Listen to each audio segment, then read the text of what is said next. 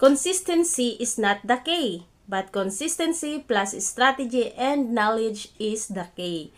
Maricel Butad po, isang masiskarte sa buhay. I promised myself last month na i-challenge ang sarili ko within 30 na gawin ko po yung mag-focus sa isang products and consistently na magla-live po. And nangyari yon dahil July na ngayon. And sobrang, ang laki po na masasabi kong resulta na, okay, so ito lang pala yon. Kasi dati consistent din ako mag-live. Consistent din po ako no, sa kung ano yung ginagawa ko. Pero bakit parang nakukulangan ako and nakikita ko na para bang walang improvement.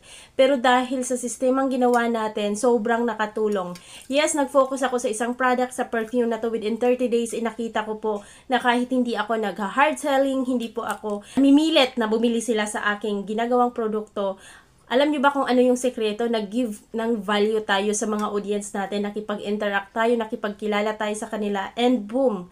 Hindi ko man hiningi na bumili sila, pero kahit hindi na ako nagla-live, no? Kahit tapos na yung live ko, is nagpo-purchase pa rin sila. So, yun yung kahalagahan na makapagbigay tayo ng value. And of course, maging consistent din and sistema. Hindi lang talaga consistent sa pagpo-post, kahit ang dami mong pinupost, and sobrang kunti ng views, no? Okay lang. Pero yung naitanim mo na kaalaman sa mga viewers mo, yun yung tatatak sa kanila. And sana may natutunan ka sa video na to.